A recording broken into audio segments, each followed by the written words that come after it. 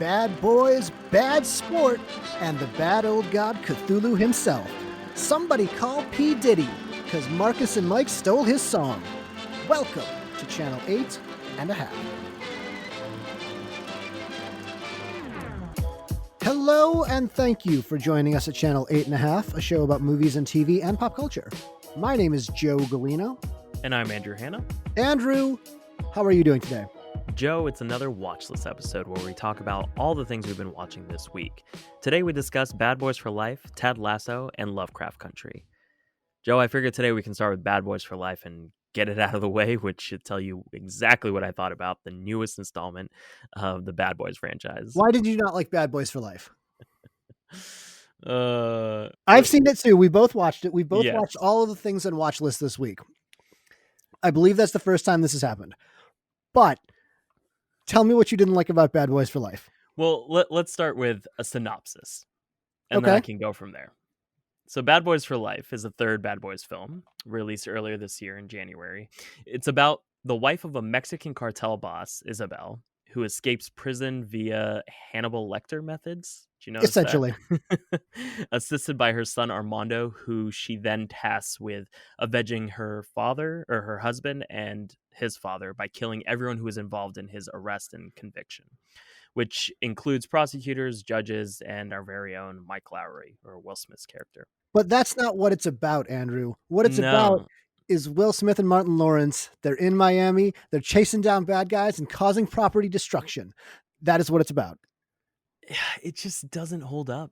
I mean, even the premise, what we later find out is Armando is actually Mike's love child from an affair he was having with Isabel while undercover. Joined this undercover investigation straight out of the police academy. Okay, don't think about that. That's a retcon. It doesn't work because the first Bad Boys movie came out in 1995 and Mike and Marcus were already, Marcus being Martin Lawrence's character, were already partners for years.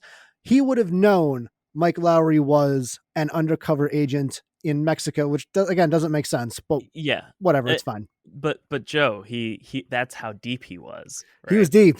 Oh yeah, in more things than one. But it also, like you said, why would they choose a police department to investigate crimes in Mexico? Two, a black man to go undercover in a Mexican cartel? What? Like, mind you, I'm a big fan of Bad Boys 2. You know this. I love that movie. It was fun and entertaining. But even though the first two tried to make some sense, I mean, they're not telling complex stories. And I know these movies are not trying to be anything but fun action flicks. But this even fails to impress on that front. There was rarely a frame in this film that I didn't think to myself, no, that's stupid. That would never happen. Really? Yeah, like the drone. You know how they use a drone? Yeah, watch an arms deal? They fly a drone into an arms deal. Mind you, there's a large enough portion of the population that has either flown or at least encountered a drone. And the first thing I could tell you is those suckers are loud. I mean, they're just buzzing like no other. Not only that, but it would have been okay. Look, it's a police high-tech version. I would have bought that. But no, this is a DJI Mavic Pro. I recognize it from just looking at it. Literally the most popular drone on the market. And they chose to go with that one. Yes, okay, that's specific information to someone like me, a filmmaker. But there are enough people out there that are obsessed with drones and things like that to notice something like that. Maybe they assumed the drug dealers would think it was a weird metal bird. Yeah, in the middle of a car garage in the ghettos of Miami. I don't know. It was just, even the characters were overplayed. I mean, just like the two movies before it, Marcus wants to retire and is drawn back in by Mike. And Mike's this player who doesn't want to commit. But I didn't even buy that on Will Smith's side. I mean, that's a whole nother issue we can get into. What did you like this? I'm confused. I don't think it was that bad. I enjoyed it. Oh my Lord. What did you enjoy about it? I enjoyed the aspect of their two old men reckoning with the fact that they can't be who they've been for so long, that they need to change. I responded to that. I liked Marcus's plight of going, I can't see anything without my glasses because I can also not see anything without my glasses. I understand, old man Martin Lawrence. I understand you can't see. I liked that Will Smith's character was so hesitant and fighting tooth and nail to change, and he kind of does in the end. No, he doesn't. He has no arc. He does. He accepts that he holds that baby in the end, He holds that baby, but he tells the rest of the team, "Where are and you going?" well, yeah, and he says to Marcus, "If you want to retire, I will let you go. I'm willing to let go of our partnership for you to retire and have a peaceful life." Now, I'm not going to tell you this is deep. It's not. It's not. I know it's not supposed to, and It's I'm not okay with supposed to that. be. And maybe I went in with such low expectations that I Yeah, went, yeah, this is all right. And I like Miami and I like crime stories. Miami is the best city for crime stories, I agree. Yeah, I mean without a that. doubt. Just in the way that Bad Boys 2 was able to kind of capture Miami's, passion in a way. I don't know, Miami was always like we went to Miami for a Hmm. bachelor party. It is a fun city, and it's Vegas, but better, in my opinion. I really love Miami, and I think Dexter did a great job of Hmm. presenting Miami I in the also think because I really liked the video game Grand Theft Auto Vice City when I was growing up, that this Mm, is Grand Theft Auto Vice City, the video game. When Will Smith's illegitimate son is assassinating all the people involved in the case, that's yeah. essentially a mission from that game. No, He's it's just true. going around assassinating people, driving around the beaches in Miami, driving down Ocean Boulevard, all of the lights, all of the colors, all of that. The people who show up. DJ Khaled shows up for one scene. I And I actually was like that and scene. I was like, "Oh, it's DJ Khaled. Look. What's he doing in this movie? You're a chef. You're not a chef, DJ Khaled." No, but he actually honestly, I think DJ He was Khaled's pretty good. performance was really good. He was good, wasn't he? Yeah, I was like, "Oh my god, you're really good." Right? When I first saw him, I was like, "Oh god, they're doing this, really?" By the end of it, I was like, "No, I want more. Where'd he go?" I Like, know. I enjoyed his character. Because really, the first thing I thought of with that scene, he's a chef, and Will Smith's character starts beating his hand, like breaking his hand. And it's Yeah. basically the scene from The Departed with DiCaprio and Mhm. Jack Nicholson. Yeah. And you know what? I think it's comparable in terms of fun. I Jack don't know, Nicholson and man. DiCaprio, much better actors. DJ Khaled and Will Smith having a lot of fun with it, though. So, I'm sure you knew this, but did you know going in that Michael Bay didn't direct this? Yes, I did. So, I didn't know going into it, But the and it two wasn't. guys who did it, the two Belgian guys, Yeah. they're unknowns. They got this job off of the strength of one of their Belgian movies that Mhm. was a gangster version of Romeo and Juliet. But I think they did a good job of mimicking Michael Bay's style from Bad Boys 2 era Michael Bay. Not Transformers Michael Bay, but they did a good job of mimicking early Michael Bay. So here's what I'll say. As someone who thought this was Michael Bay, it felt stale and off. And I wasn't sure what it was. I thought maybe Michael Bay was going through the same crisis that Mike was going through of being too old and not being able to hold up his past endeavors in the same way that he did. But it just didn't feel the same. And naturally, that's natural with anyone who's trying to emulate another artist. But I will say I didn't get the same vibe as a Michael Bay film. Yeah, it didn't feel as kinetic to you. Yeah, Michael Bay. Here's the thing: you can say what you will about Michael Bay, and I'm a fan of his earlier work for fun. Like I'll enjoy it. They're not by any means cinematic masterpieces, but The I can Rock might be the appreciate. Rock might be the best action movie of the 90s. Just saying. No, no, no. I agree. I think The Rock is the best Michael Bay. I think Bad Boy 2 is the most Michael Bay. I agree with that. And then Michael Bay, obviously, on Hinge is the 72 Transformers that came after it. But say what you will about him, he is an auteur. He has a distinct style that if you were to look at one frame of his, Mhm. you can tell it's a Michael Bay film. But this was just so, it felt like a bunch of kids, which it was, wanting to remake their favorite Yeah. movie. He did, though. He did direct the scene that he's in, though. He is the speech giver at the wedding, and according to IMDb trivia, he did direct that scene. And then when he showed up on screen, I did the same thing that I did when DJ Khaled showed up. I went, "Oh, it's Michael Bay. Michael Bay's in this." Have you ever seen that cringy keynote presentation with No, Michael Bay with the Sony TVs? no. Oh my god, it is the most cringe thing I think Why? I've ever seen. He's on stage, and the CEO or something of Sony Electronics calls him onto stage, and he says, "Here's Michael Bay. He's going to tell us why watching his films on these new televisions is the best experience." And Michael Bay starts, and then he looks down and he says, "The prompter stopped." And then, he throws his hands up and he's just like, "Ugh, it's okay. I'll just do it off the top of my head." And he goes, these TVs, this prompter. And I was, you know what? I can't do this. And he completely just walks off.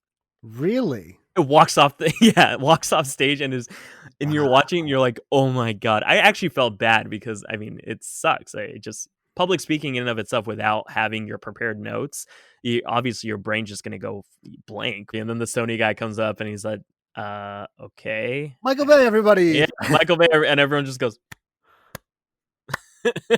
it's so awkward. But I also think one thing that for some reason stuck in my mind throughout this film was how much I could not buy Will Smith as a player anymore. I think that's the point. I no, They here's call the him out on it, though. They call him out on it. they The do. the female head of the agency that he's now, working with or being a consultant with, she calls him out on it. She goes, "You can't keep doing this all the time, man, for the rest Well, of your yeah, life. You're and too old." when he's going to the club and that he's kind of irritated that the clubs don't just Yes. let him in like usual. I understand that that was the point, but I also think that I couldn't buy his internal conflict just knowing him as a public person Yeah. of being a family man, right? And I think that that's something that comes with the age of social media, and this might be kind of looking too deep into it, but Yeah. just when I was thinking about it, I was like, I wonder if that does have an effect. And I think if you're an actor and your life and personality is on full display day to day to the public on social media, I feel as though the audience will be far less likely to believe you as a character that is too different from the personality that you've painted on social media. Because Will Smith is this wholesome family man Yeah, type of image. That's what he exactly. projects out to the world, and Mike Lowry is very much the opposite. Yeah, and And I I think agree with you. It is kinda hard. I don't know. I went in with Mike Lowry, the character from Bad Boys and Bad Boys 2 on my mind, so I knew what to expect. I kind of did distance it from Will Smith, so I yeah. didn't really picture him in that way. I did picture Mike Lowry and not Will Smith.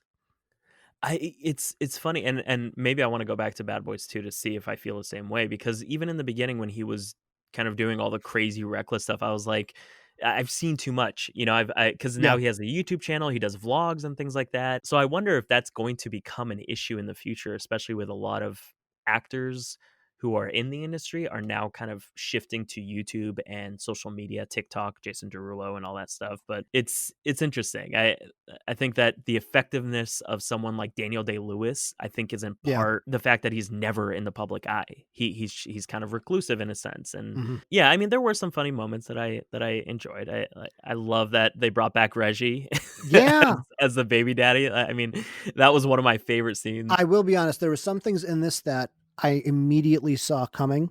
The Yeah. opening sequence when they're racing, Oh yeah, for sure. I knew it was you a go, baby "I too. knew it was a baby too." Yeah, You yeah. just knew. But things like when they killed Joey Pants, I didn't see that coming.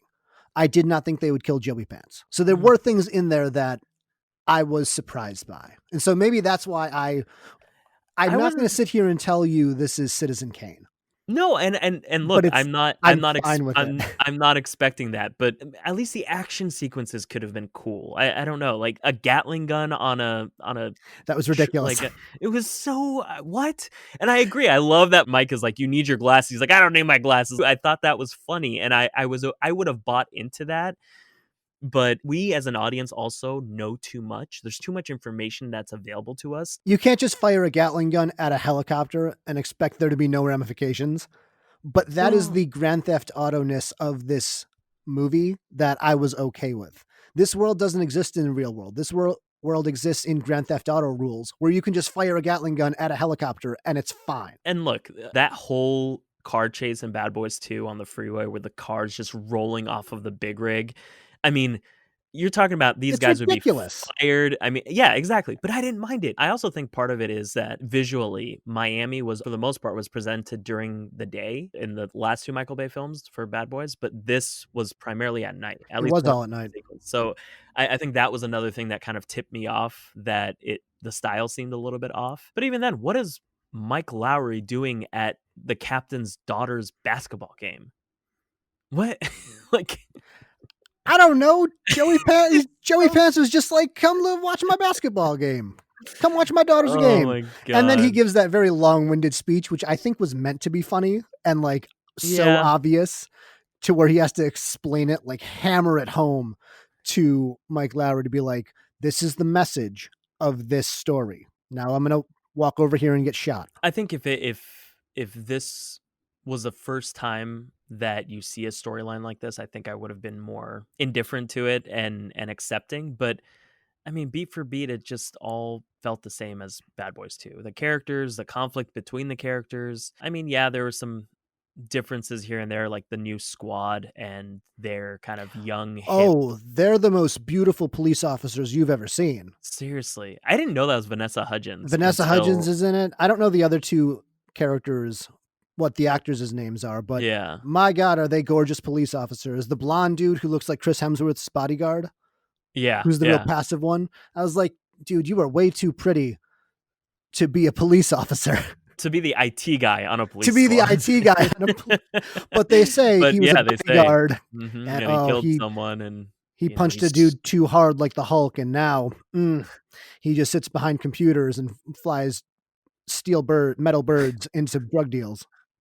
and then, like, a drone that shoots a Gatling gun. How many bullets did that carry? And, like, how did you get it off the There's no ground? way it could Like, fly. and why are you just flying a drone in the middle of a battle scene?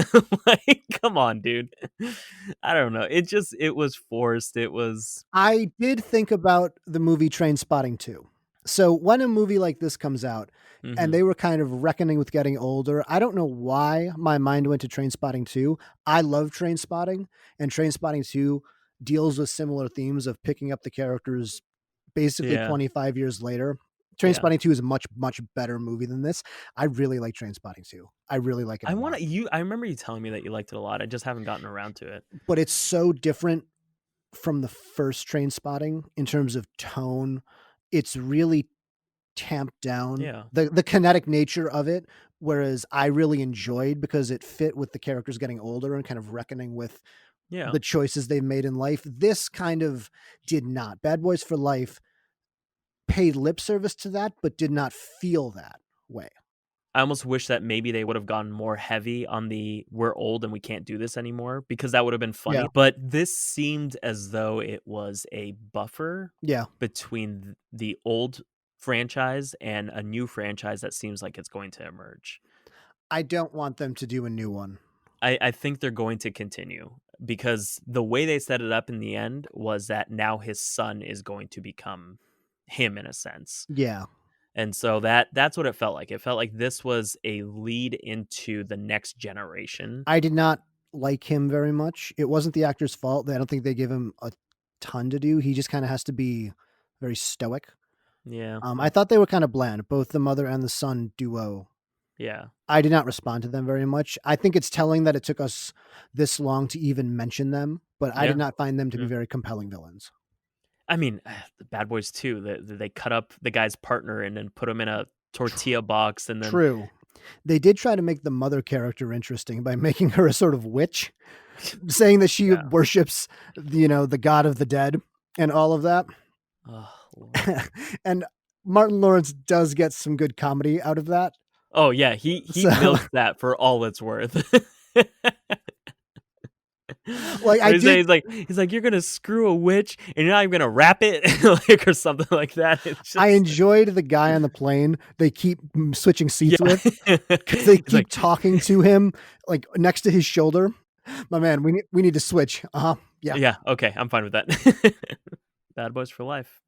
There we go. But next up is something that I had never heard of until Mhm. you mentioned it, and I was actually apprehensive of watching it because when I looked Understandable. up what the premise was, I was like, how good could this possibly be? And then I thought about Friday Night Lights, and I was like, okay, no, that maybe let's give it a try. But we're gonna talk about Ted Lasso, which is on Apple Plus. Is it Apple Plus or Apple TV? What I mean, Apple Plus is part of Apple TV.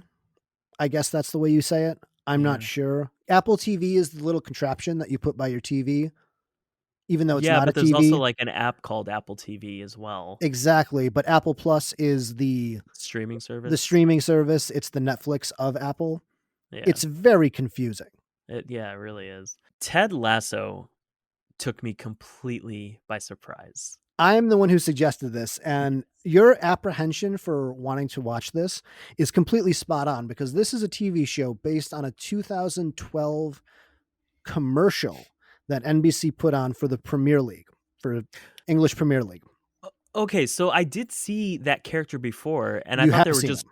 promos that I didn't know which time frame I had seen it in. Was it a year back or was it 5 years back? It And was a so long time ago. And the crux of the show is the pitch from the promos as well. A Division II college football coach, American college football coach, gets hired as the Premier League manager for a middling Premier League team. That's the premise. And that is the exact premise of the movie Major League, just to let you know. mhm. When this started, and there's 3 episodes out right now on Apple TV. The first 2 are free actually. Oh, the first 2 are free. Okay. Yeah. The very first episode, as the episode gets going, I thought that they were going to do the Major League setup because Ted Lasso gets hired by the new owner of the club, who is the wife of the previous owner, who she got the team in the divorce. He's been Yeah. cheating on her. She now took over the team. And why would you hire a Division II college football coach to manage a Premier League team other than to intentionally tank the team? Yeah. But they don't say that at first. Yeah. And eventually you find out about halfway through episode 1, Yeah, halfway through, yeah. you find that out and I go, "Oh, okay, fine." And I wasn't mad about finding out that premise, that I guessed that premise, Yeah. but just it seemed like the obvious thing and that's fine. But what did you think of Ted Lasso? Ted Lasso is one of the most charming television shows I think I've ever seen. I love this show.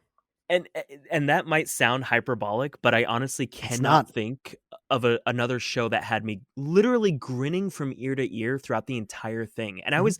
I was sitting at home watching it alone, and I was laughing out loud, which is not something that we naturally do. You'll chuckle or something like that when you're watching a comedy, but I was literally bursting out. And maybe Community, but even Community, you had to push through episodes to get to the really good stuff.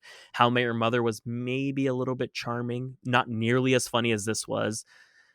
New Girl, like I'm trying to think of what you can compare this to in terms of quality, at least in the last 10 years. I mean, maybe Scrubs, but it's still, even then, this was just so good. From episode 1, Yeah, right off the bat. right off the bat, because even New Girl, Parks and Rec, The Office, shows like that, they took a while to find their feet.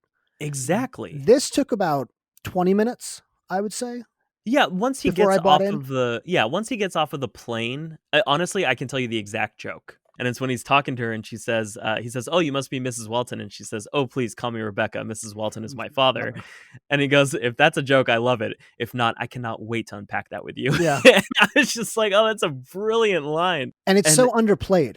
Like, yeah, they don't exactly. pause for For laugh laughter, lines. nothing, They no. don't try to, like, punctuate a joke really hard. She reacts to it, which is something that a lot of comedies won't even do, where it doesn't even seem like the characters are listening to one another. Mhm. So they'll say a joke and then they won't really react to it. And I think what the show did very well, especially at least in the first 3 episodes, is that though it's a fish out of water comedy, they didn't rely solely on that aspect.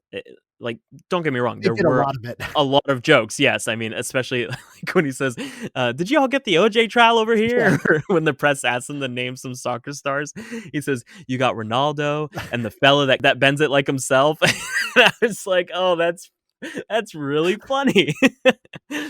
And so yeah, I think it's natural to capitalize on the obvious comedic premise of an American in England, but they also balanced it with really good character comedy. I mean, just smart Mhm. lines. And I think Jason Sudeikis, he is sensational in this. Yeah. He found this balance between Michael Scott in The Office and Coach Taylor in Friday Night Lights. Yeah.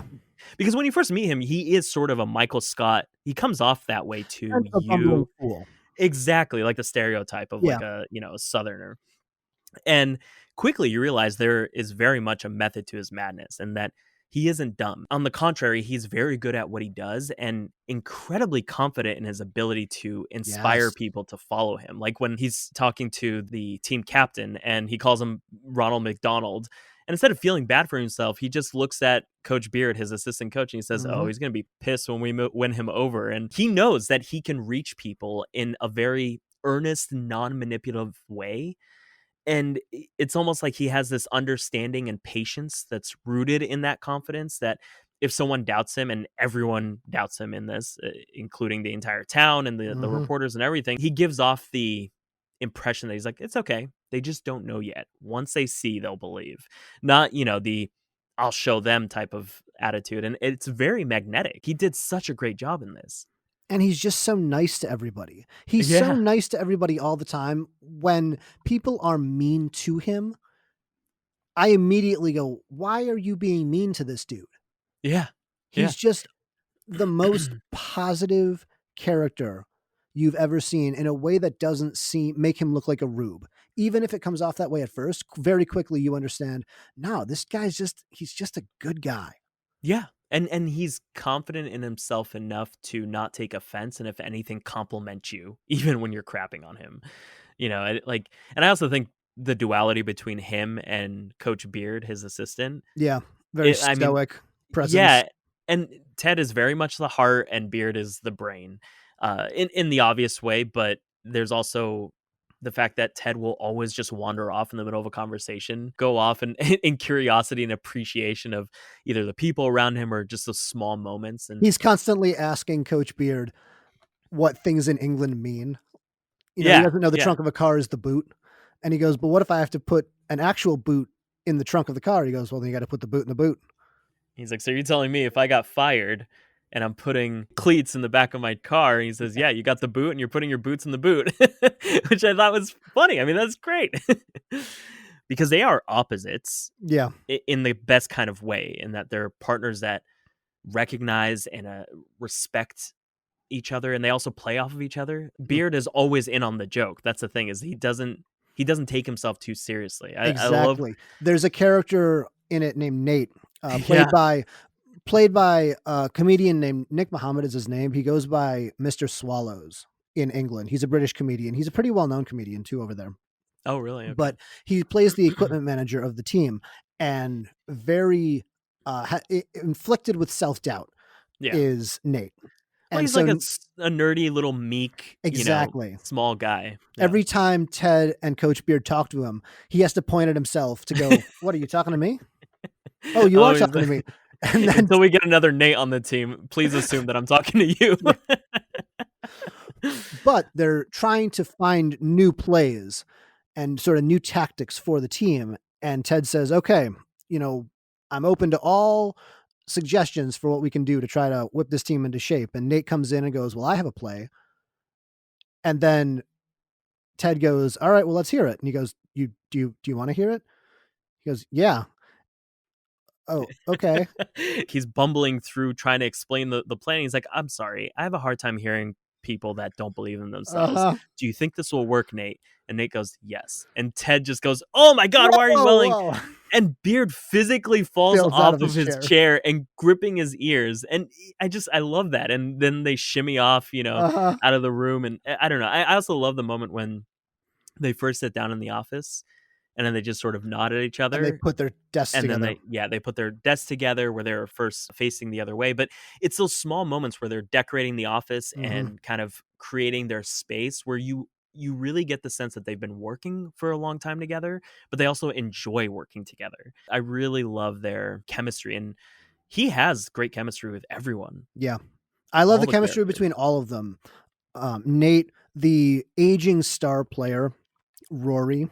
I'm He was sorry, cool. Yeah. the aging Was it star Rory? Yeah. player. No, it was Roy.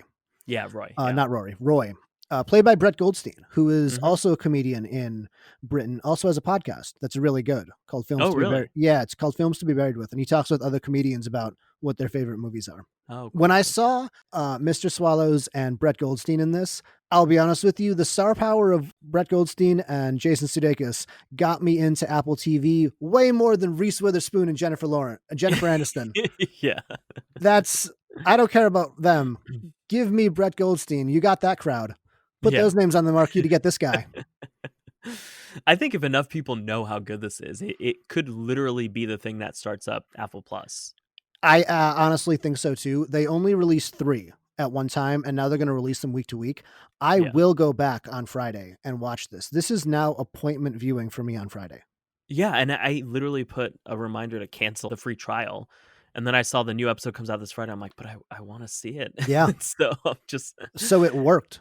yeah, no, it was a very good show, and I think what makes this great is that comedy series tend to exaggerate character traits or characters. Like everyone Mhm. has that one thing that they are. Where this takes a very nuanced approach. Like Ted is a silly, bright-eyed American man, but he's also very emotionally intelligent. And Beard is stoic, serious about sports, is a perfect counterbalance, but he'll still play along with Ted's jokes and dance with him.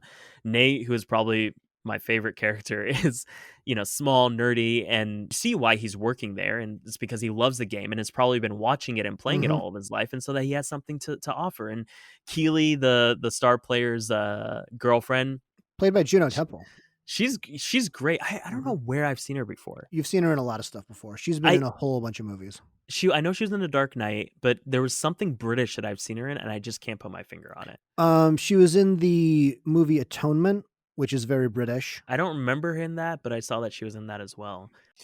But she's kind of the ditzy model, but she's smart and she rivals Ted's kind of silliness and ability to connect with people because she does end up connecting with Rebecca. Even Uh, the team exactly, even the team owner, Rebecca, played by yeah. Hannah Whittingham, who hmm was more famously the Shame Nun in Game of Thrones. I didn't realize until after.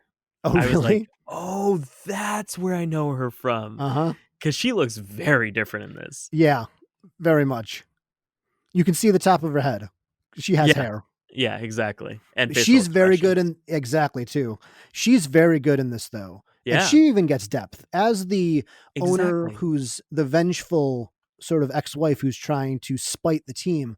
She's not a caricature like Major League plays it. Major League plays that character as a one note, just wants to, you know, see the team crash and burn and is a very mustache twirling villain. Hannah Whittingham's character is not. She gets depth.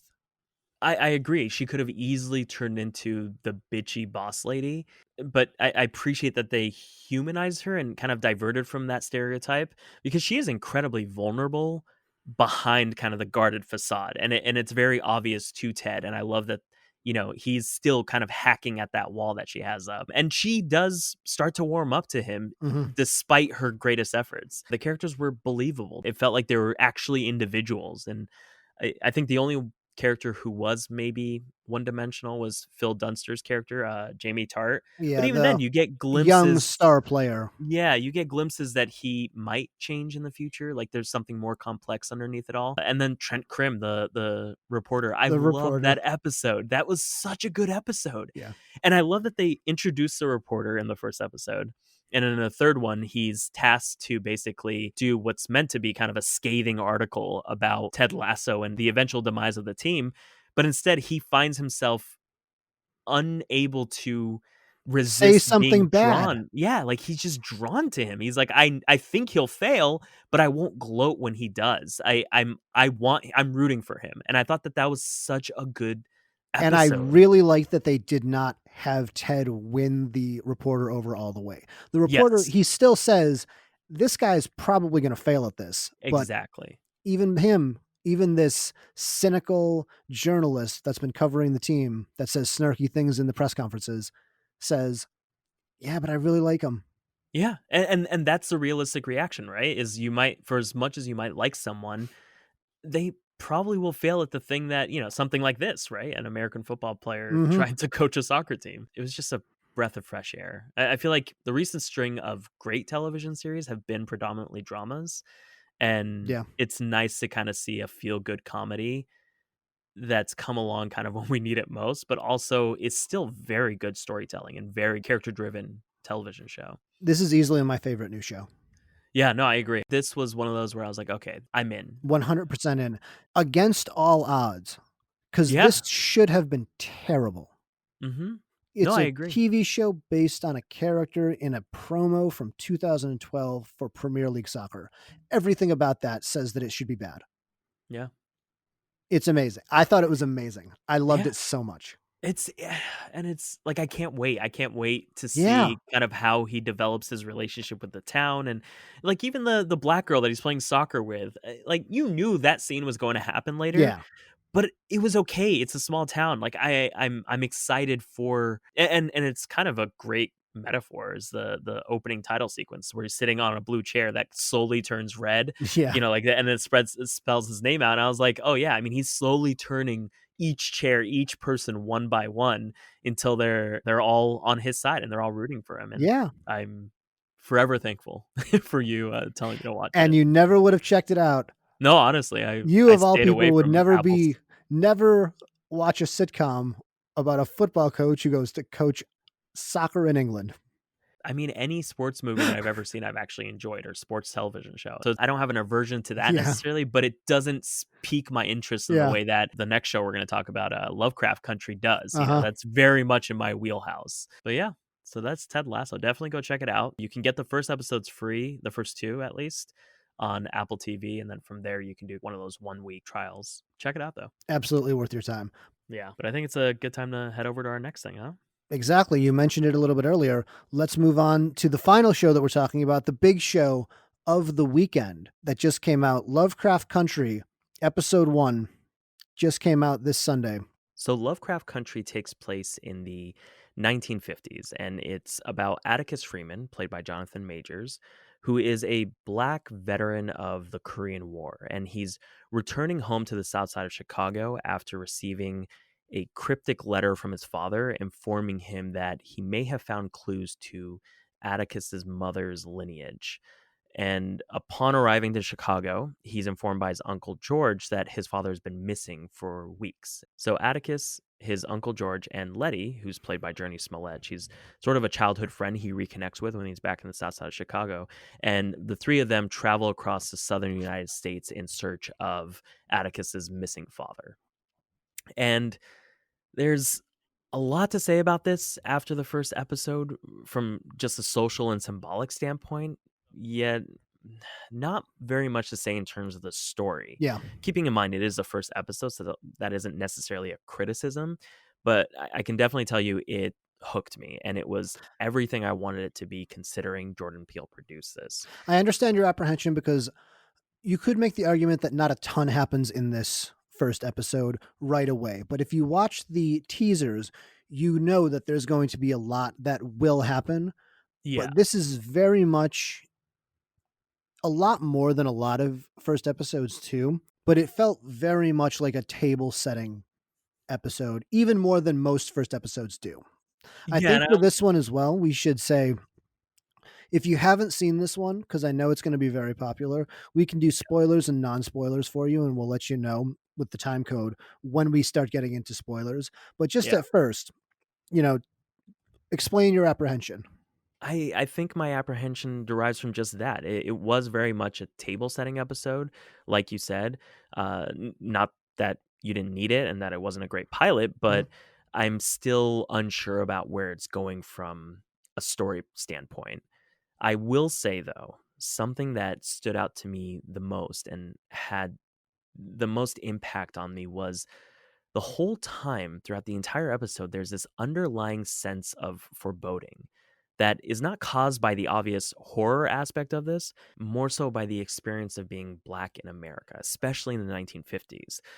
Something we've seen depicted so much in film and television, but this felt scarier in a way Mhm. where the true monsters were the violent racists, and I felt more fear for our characters when they encountered some of the other racist characters than when they were encountering literal monsters lurking in the forest. And the tension was so effective because sure, I felt uncomfortable watching it, but Imagine living with that feeling constantly. Yeah. And the more I thought about it, the more I realized why the distinction between the two dangers was so sort of overstated for me. Besides the obvious fact that one is fictional and the other actually happened and still happens today. But the literal monsters make their intentions known, whereas the everyday people they encounter have the potential of being just as dangerous. Most times they were racist, but you never know to what extent. Are they going to make monkey noises at me like the kid at the gas station, or are they going to go full on chase me in a pickup truck firing guns at me? And that fact alone, the need to constantly be on guard, is enough to strip you of your freedom and dehumanize you, let alone the more overt systemic oppression. And that was sort of the standout thing for me in this. But from a production standpoint, I thought it looked gorgeous and it felt, There was a lot of money spent on this. yeah, exactly. It felt very expensive. But more than anything, I love the nods to Gordon Parks in this. And if you aren't familiar with who he is, Gordon Parks was a black photojournalist from the 1940s through the 1970s. And his work primarily focused on civil rights issues, poverty, and sort of capturing what life was like for Black Americans at that time. And I actually first learned about him recently when Kendrick Lamar collaborated with Jonas Lindstrom on the music video for Element. Now, if you haven't seen this music video, I recommend you watch it as soon as possible. It is stunning. Lindstrom, who collaborated with Kendrick in directing this, is a fashion photographer and filmmaker out of Berlin. And he had directed this short film called Truth or Dare, which is basically made up of a bunch of vignettes that towed the boundaries between photography and film. And you see that very style in the music video for Element, the song Element. However, many of the moving pictures in the video mirrored those of Gordon Parks. And through the use of Lindstrom's style, they were able to translate Parks's photography into these beautiful tableaus. And it worked as sort of a vehicle for Kendrick to contemplate the racial and social issues that have plagued his mind and his community and have shaped who he is. Mhm. And in Lovecraft Country, you see the director do the same thing, although much less overt. However, recognizable enough for someone familiar with his work to notice. Primarily during the montage of them traveling into the South, there's this shot where they're walking out of the colored entrance of a movie theater. And in the foreground of the shot, there's a black mother and daughter wearing a blue and white dress standing on the sidewalk. Yeah. And when I saw that shot, I paused it and I was like, wait, isn't that a Gordon Parks photo? And which would have made sense to me, of course, but I looked it up and sure enough, it was. And I just got so excited. But more than anything, I felt this overwhelming emotion come over me. It's hard to explain it. I guess it was sorrow paired with happiness, sorrow because of the circumstance, and happiness that these people that were memorialized in Park's work were given a chance to exist in the world once more. We were given a glimpse of how they may have moved or breathed and just existed in that space. And they ended up doing it a couple more times, I think, at least that I noticed.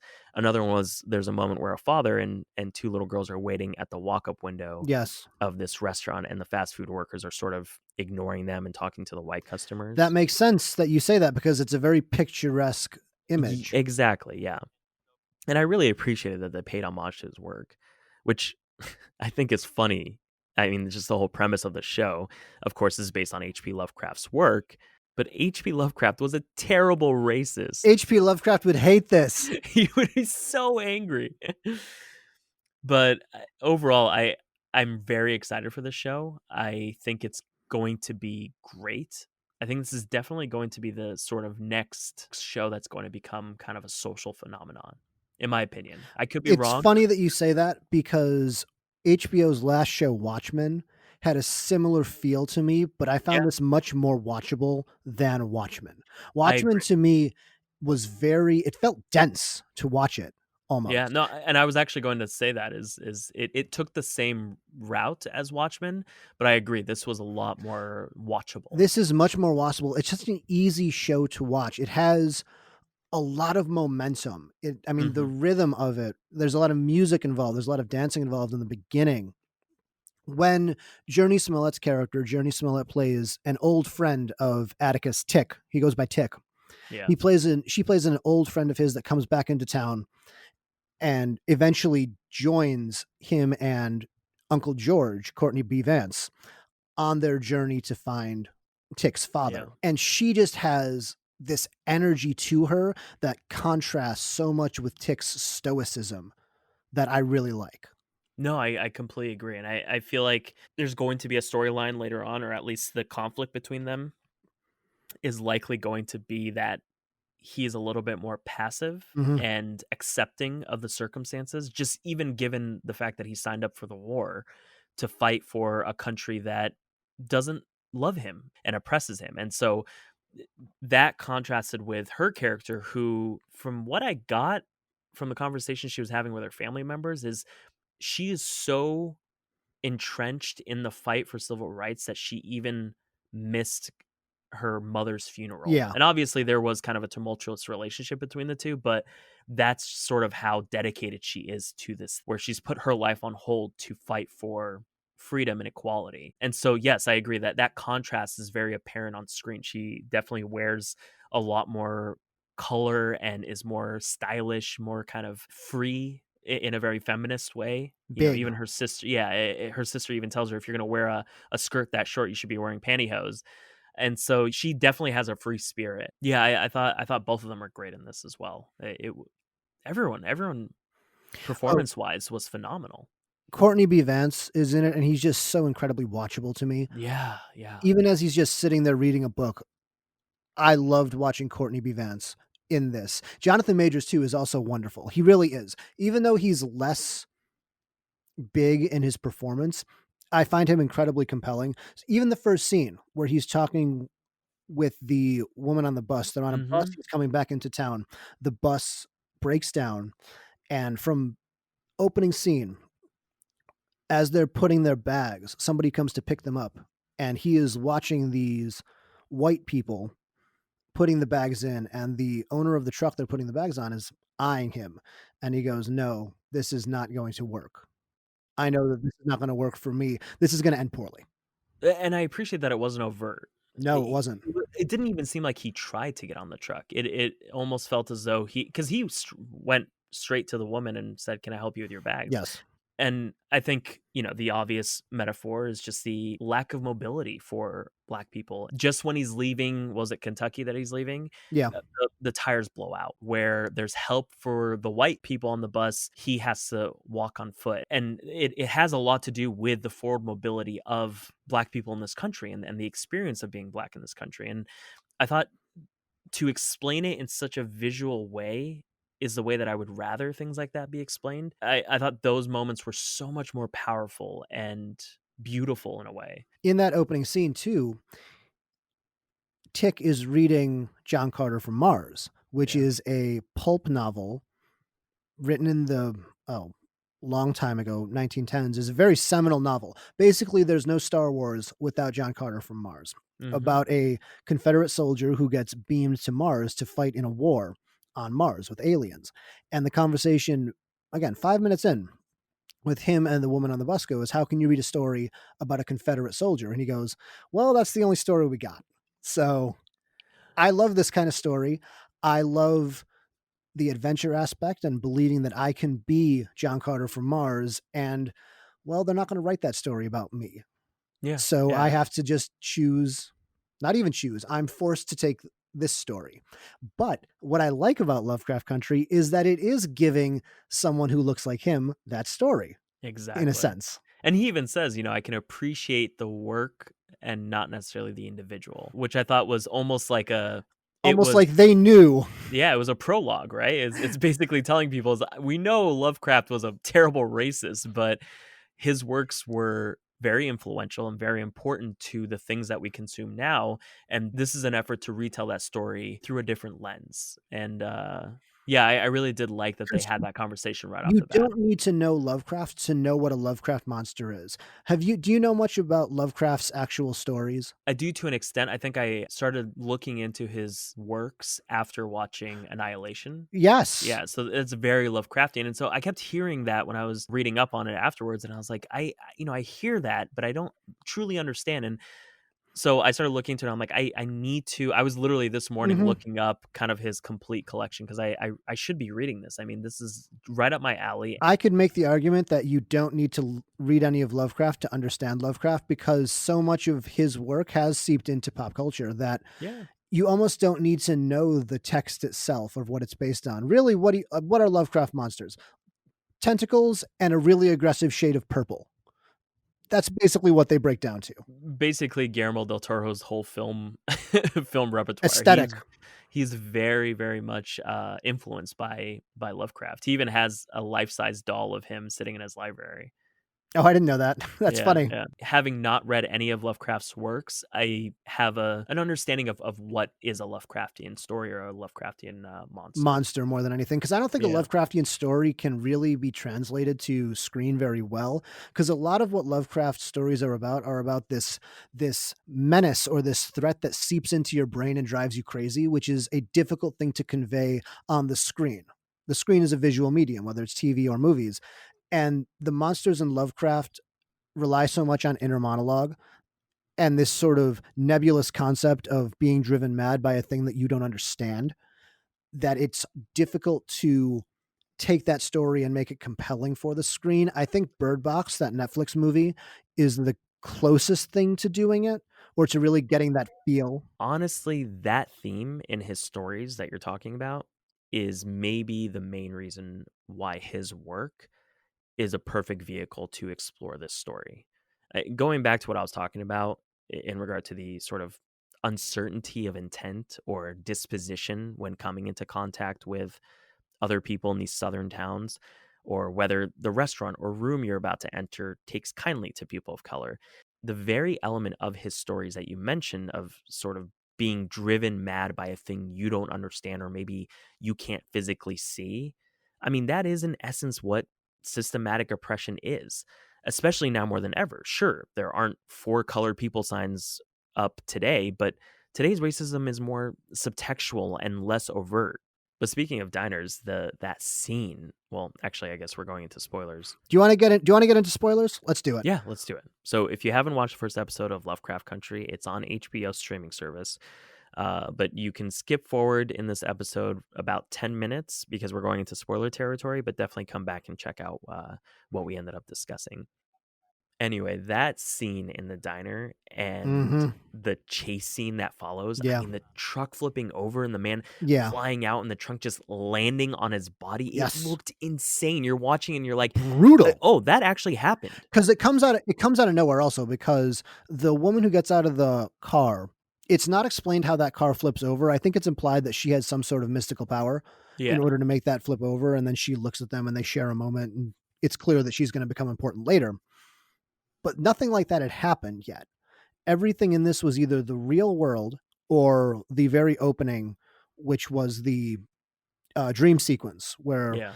where where he's imagining fighting a war, and then Cthulhu shows up, and then Jackie Robinson beats Cthulhu with a baseball bat. Hilarious. What did you think of that opening sequence? It's uh, strange. It's weird because catches you off guard because it looks like a cheap sci-fi pulpy thing from the 50s, but that's the point. It's supposed to look like that. well, because it starts out black and white in the way that dreams do, right? Yeah. They're kind of based in reality, and it's black and white. He's obviously in the fighting a war, as we know later, it's the Korean War, Yeah. and then as it turns to color, he kind of climbs out of the trench and then looks over the ridge, and there's War of the Worlds type aliens, Mhm. UFOs, and Cthulhu just flies right past The the god camera. Cthulhu himself shows up. Yeah. Minute 1. Just that whole scene was, yeah, it was jarring, and I was Mhm. wondering, part of me was like, I really hope this isn't telling the story backwards, where this is kind of a, this is This is this how is it where he ends. is, and then yeah, and then like it's like now we're gonna tell you how he got there, and I was like, oh, please don't be that because this looks S- so bad. Series finale. Jackie Robinson versus Cthulhu. And then when Jackie Robinson comes out, I was like, oh, okay, this seems like a dream sequence. But I loved just that. And then the contrast of him, one being the hero of his dream and being kind of like John Carter, Mhm. and then waking up and sitting in the back of the bus in the colored section. Where are we coming from? Just going over some bridge named after some racist slave owner. Yeah, exactly. Do you think that was a reshoot? Because I thought about this. Because they don't get to Cthulhu monsters until they're not Cthulhu monsters. They're like, they call them vampires. They're more vampire werewolf type hybrid That monsters. was such a cool scene. Do you think that HBO ordered the dream sequence in the beginning because they go, look, we need Cthulhu monsters before minute 45? Give Well, me something. I was thinking, I was like, okay, a show like this that seems very Pulpy. pulpy show is going to need at least one sequence in the first episode to Mhm. at least hook people. It can't all be drama and setup. And racism. Yeah. I think I haven't read the book. There is an actual book called Lovecraft Country. I'm reading it now. Oh, are you? Yeah. I was thinking about picking it up. Is it good? It is good. It starts off with him not on a bus in the beginning, but driving a car. So it does change a little bit. And obviously there are other changes to it. And it's kind of striking. So he was black in Lovecraft Country. Oh, right? yes. That's the whole point. Okay. They just And- changed his last name to Freeman to kind of drive that point home, from my understanding, right? And the inciting incident is the same in that his father's gone. They go searching for him. His uncle is also writing a book that is similar to the movie Green Book that Yeah. won Best Picture, where he's writing a book about the safe places for Black people to travel in the 50s. But you the see Green difference is Book? being, yeah, I did see Green Book. I didn't watch it. I thought it was fine. I understand why everybody is upset about it. It was well made, but you can't make a story like that where the main character is white White. in that sense, where it's telling a black story, but the main character is white. It's just Who's teaching him how to be black, I guess. Yeah, At and some it was points. I haven't seen it, so I can't it's really. I've only seen a few scenes. it's not ideal for it. Yeah, I stayed away from it for no reason other than I have a problem with some. The controversy of it. Not even the controversy, because I didn't know that. I mean, I saw the controversy later, but I didn't go see it in theaters primarily because I'm more drawn to just normal stories featuring black actors, Yeah. or the black story. You know what I mean? It doesn't always have to be. Obviously, race is a big issue, but there is something to be said about a show like Fresh Prince of Bel-Air that does touch on race, but it also depicts black people as just citizens. They're just Americans. I read some things about this saying exactly that from black writers going, why does every show starring people who look like us have to be about struggle and about just the struggle of, oh, it's such a struggle to be black in America? I don't know what that's like, obviously, but the point is valid of going, this isn't just the only story we have, you know? Exactly. Yes, there needs to be an understanding of the past, which I think Watchmen did that with Black Wall Street. Not a lot of people knew about Black Wall Street. So that is a story that needs to be told. However, no one wants to be pitied. They want to be understood. And I think that that's kind of where I'm coming from. Again, I would rather see new stories and stories that empower black people, not necessarily kind of the white savior stuff that pops up a lot when it comes to that type of stuff. But yeah, this I thought struck a very good balance. Because their conflict between themselves, even Tick and Uncle George, when they have the fight outside of Lita's brother's house, and he goes, you know, your father was always smaller, I should have helped him. And then Tick goes, well, you never helped me. Yeah. Do you feel bad about that? Their conflict between each other really did hook me. And maybe it's because of the performances are so good. I keep saying that. They really are. Uncle George, or Courtney B. Vance, like you were saying, his performance draws you in. I also knew they weren't going to die at the end because I saw the promos. I thought Uncle George was going to die. You thought he was going to die? Oh, I had no doubt. I had no doubt that they were going to survive the whole time. Even the weird werewolf vampire monsters, they weren't going to get him. The moment he made plans with his wife, I was like, oh, he's going to die. And that was before they even got into that whole scene. I was like, oh no, don't make plans. Don't you know that's how you die? Haven't you seen Scream? Yeah. But that scene with the vampire werewolf monster things, holy God, that was stunning. It was so... Although, when the vampire werewolf monster bites off the racist cop's arm and he's still walking around, that dude would have bled out a long time ago. What I realized, it wasn't the same cop. He had a bite. Oh, you're So right. I was thinking that too. I was like, "Wait, what?" And then I looked closer. He had his arm down, but he did have a chunk missing. Yeah. No, you're right. No, but that did kind of raise an eyebrow. I was like, "Wait, what?" So you're But, just walking around, huh? yeah, I was like, "How are you just not You only spraying have one everywhere?" arm. That whole sequence when he starts turning, that was just done so well. Mhm. And how many times have you seen kind of a transformation scene? But that was unnerving to watch. They're telling him shoot him, and he doesn't know if they want him to shoot him because he's the sheriff that was just about to shoot Exactly. them, or if there's something legitimately wrong. And he even looks sickly when he walks into the cabin. And I Yeah. was like, wait, is he going to turn one of those into one of those things? I didn't think of that, by the way, until the 2 seconds before when Courtney B. Vance's character asks Tick, "So what happens in your stories when a vampire bites somebody?" Yeah. And then it clicked in my head, "Oh, yeah." But it should have clicked in my head before that because, of course, No, he's but gonna then turn in because 'cause they're in a locked room with the 2 cops that got bitten. Of course, one of them's gotta turn into a monster. I mean, they were already monsters in a sense, right? So they were already Yeah. trapped in with the monster, and Well, so true. there was no kind of precursor for you to believe that that was going to happen, but just the way he looked, because he looked very sickly. He did. Obviously, he has a big chunk missing out of his hand, but there is like a certain zombie quality to the way that he Mhm. looked, and the way that he just, I mean, he literally bites off the guy's jaw Yes. through his neck. I think that was practical too. At Probably. least obviously he was CGI, but Yeah. the guy standing there with Mhm. kind of the front of his face missing was practical. Yeah, I really like that sequence, and I thought it was a good way to end it. What did you think of the ending too, of going to the house with the very, very uppity blonde white guy going, "This is your birthright, your home." That's another instance of putting a black protagonist into a story that is traditionally dominated by white protagonists, of Yeah, the yeah, birthright, the magical, bloodline, yeah, your Luke Skywalker's, you're destined for greatness type of story. And so he's thrusting that character into that type of story in the same way that he wants to be. This show looks like it's going to be a lot of fun yeah. because it looks like us following those 3 characters. And I don't know, have you seen the promo? Michael K. Williams plays his dad. They find his dad eventually. I figured they would. I honestly, from where I stand right now, have no clue where this is going. I just don't know how they're going to weave in the monsters. Are they going to have an active role in sort of their quest or his birthright? Do they have something to do with his bloodline? That type of stuff. But I agree. This seems like it's going to be a lot of fun. And I think it's going to be the next thing that everyone's talking about. I think so too. I think it deserves to be. That and Ted Mhm. Lasso, obviously. I, I hope Ted Lasso gets more The attention. people need to know about Ted Lasso. Honestly, I hope it gets more attention because I need more Ted Lasso. But yeah, I think that pretty much sums it up as far as Lovecraft. It was only one episode. It was a series premiere. It was a great start to something that seems to have a lot of promise, and I really really look forward to seeing where they go with Mhm. this. I'm very excited for it. I agree. It hooked me in a way that Watchmen took me a little while. I was into this from basically minute 2.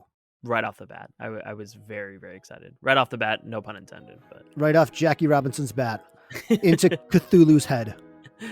But that wraps up Watchlist Volume 4. Thank you so much for listening and joining us this week.